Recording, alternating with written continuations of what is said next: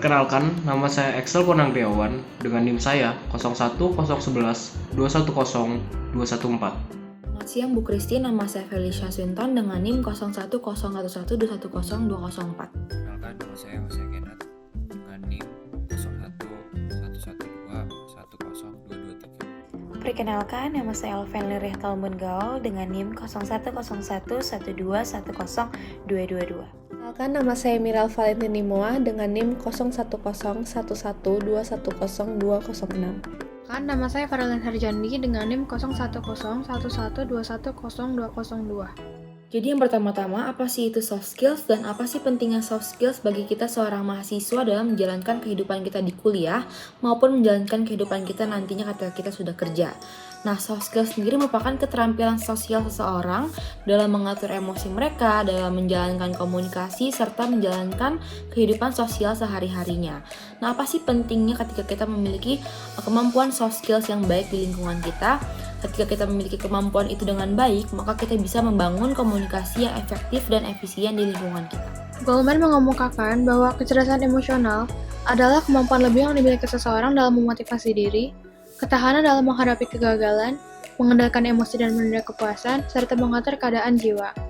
Dengan kecerdasan emosional tersebut, seseorang dapat menempatkan emosinya pada porsi yang tepat, memilah kepuasan, dan mengatur suasana hati. Ini adalah mengenali emosi diri sendiri. Mengenali emosi diri sendiri merupakan suatu kemampuan untuk mengenali perasaan sewaktu perasaan itu terjadi. Kemampuan ini merupakan dasar dari kecerdasan emosional, yakni kesadaran seseorang akan emosinya sendiri. Kesadaran diri membuat kita lebih waspada terhadap suasana hati maupun pikiran tentang suasana hati.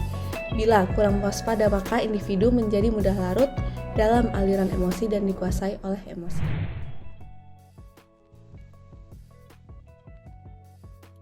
Aduh, nilai gue jelek banget.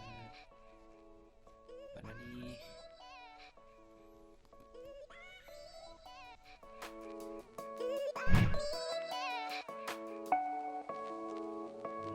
Mengelola emosi.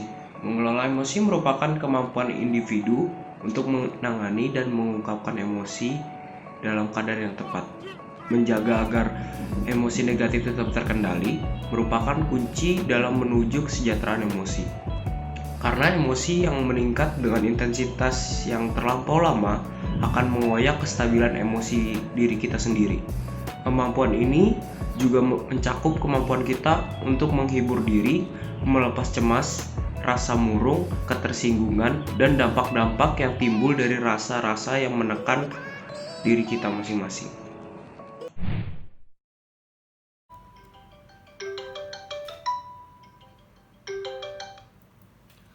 Halo? Iya? Iya, dia kemarin ke situ. Tapi kok dia bilang ke gue kemarin dia gak ke situ ya?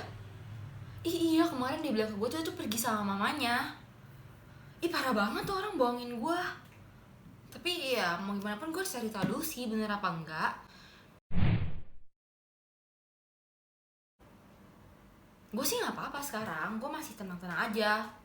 Abis ini gue telepon lagi deh buat bahas ini ya. Gue kan perlu tenangin diri juga daripada gue marah-marah sekarang. Gue kan juga harus cari bukti dulu. Ya makasih ya buat infonya.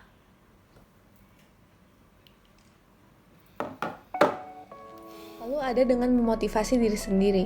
Meraih prestasi harus dilalui dengan dimilikinya motivasi dalam diri individu, yang artinya memiliki ketekunan untuk menahan diri terhadap kepuasan dan mengendalikan dorongan hati, serta mempunyai perasaan motivasi yang positif, yaitu antusiasme, gairah, optimis, dan keyakinan diri.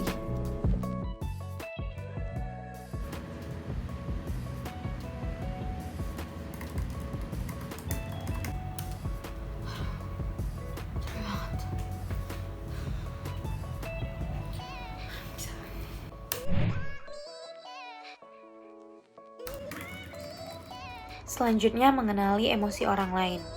Kemampuan untuk mengenali emosi orang lain disebut empati. Menurut Goleman, kemampuan seseorang untuk mengenali orang lain atau peduli menunjukkan kemampuan empati seseorang. Individu yang memiliki kemampuan empati lebih mampu menangkap sinyal-sinyal sosial yang tersembunyi yang mengisyaratkan apa-apa yang dibutuhkan orang lain sehingga ia lebih mampu menerima sudut pandang orang lain, peka terhadap perasaan orang lain, dan lebih mampu untuk mendengarkan orang lain. Halo bro, Apa kabar lu? sehat gua. Kenapa lu tuh main telepon? Masa gue kalau mau ngabarin teman gue sendiri, gue harus izin dulu. Kan udah lama kita gak kotak-kotakan. Iya. Lu masih lama balik Jakarta? Gak tau gue, masih belum ada kabar dari kuliah buat offline.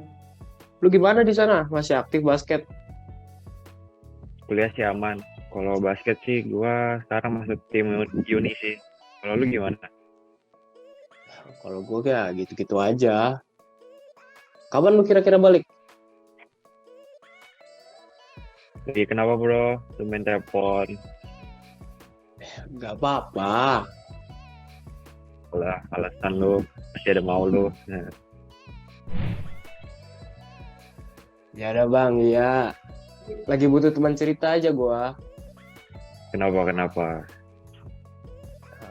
Jadi gini, Ken. Membina hubungan kemampuan dalam membina hubungan merupakan suatu keterampilan yang menunjang popularitas, kepemimpinan, dan keberhasilan antar sesama. Keterampilan dalam berkomunikasi merupakan kemampuan dasar dalam keberhasilan membina hubungan. Terkadang, manusia sulit untuk mendapatkan apa yang diinginkannya, dan sulit juga untuk memahami keinginan serta kemauan orang lain. So, lu gak apa-apa? Iya, aku gak apa-apa. Tugas minggu lu udah keluar belum? Oh, yang itu lagi gue pelajarin masih. Ya, paling besok-besok udah kelar sih. Oh, oke deh. Bagian lo udah keluar belum? Ini lagi aku kerjain fan masih.